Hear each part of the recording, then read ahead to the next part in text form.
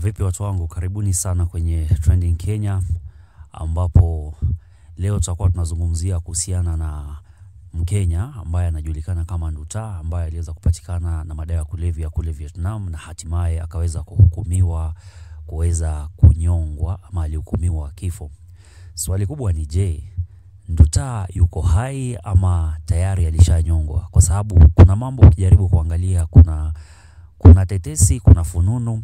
Serikali iliweza kusema kuwa Nduta ameweza kuongezewa masiku hadi pale mwezi wa 6 ndio hatima yake itakuwa inaweza kujulikana, wakizidi kufanya mazungumzo ya kidiplomasia iwapo ataweza kuachiliwa ama kuweza kutolewa hiyo hukumu ya kuweza kunyongwa.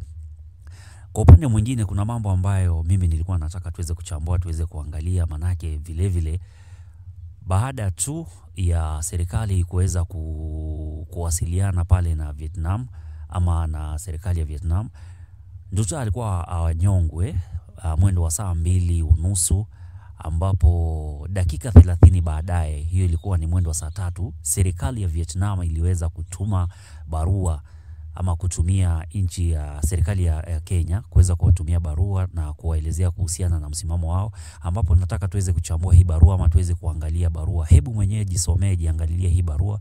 Na kwa kifupi tu, serikali ya Vietnam kwenye barua yake iliweza kusisitiza kuwa, ilisema wao wanaishi kulingana na sheria zao na wanafuatilia sheria zao. Haijalishi wewe ni Mkenya, si masala ya kusema ni wewe ni wa nchi gani, kwa sababu hata wananchi wenyewe wa Vietnam wakipatikana na makosa ya madawa ya kulevya, hiyo huwa haina kunegotiate ama haina majadiliano, bali huwa ni hukumu ya kifo.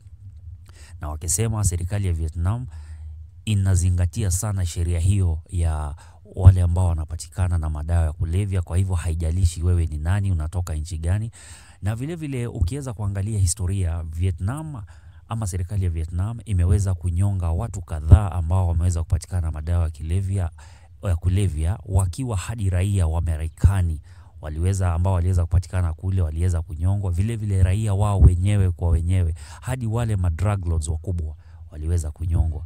Kwa hivyo hapa kunaweza kuwa kuna mchezo fulani ambao inaendelea. It's either Nduta alishanyongwa, manake video ya mwisho ambayo iliweza kuonekana, Nduta alionekana amevalishwa yale manguo, na once umevalishwa zile nguo, ukiweza kuvalishwa, kuna nguo fulani ambao unavalishwa kama umehukumiwa kwenda kunyonga, huwa hakuna tena gear ya reverse.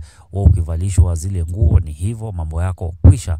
Kwa hivyo kuna uwezekano ya kuwa tayari Nduta alishanyongwa, na hii mambo ya serikali ambayo inasema tumeongezewa muda, ni kubai tu time ili Wakenya waweze kutulia na history iweze kupoa, kulingana na vile ambavyo tunaona barua ambayo iliyotumwa na muda ambao barua iliweza kutumwa, kwa sababu hakuna yule ambaye amejitokeza waziwazi na kutoa mawasiliano kutoka kule Vietnam. Hakuna recordings ama ile tunaweza sema wamesema wamemuongezea muda, hakuna. Ni ile tu kile ambacho tuliona ni hiyo barua ambayo iko pale, hiyo peke yake ndio tuliona. Sasa haya mambo mengine inaweza kuwa ni cover up tu ya serikali kuweza kutaka maybe Wakenya watulie pamoja na familia yake, lakini kwa upande mwingine kuna uwezekano ya kuwa Nduta alishanyongwa na mambo yake akawa yamekwisha, kwa sababu serikali ya Vietnam ikija kwa mambo na madawa ya kulevya huwa hawana kugeuza msimamo. Huwa msimamo wao huwa ni dhabiti kabisa, na huwa sheria ni moja, ni kifungo cha maisha, au si kifungo cha maisha tu, bali ni kifo. Kwa kifupi huwa ni kunyongwa.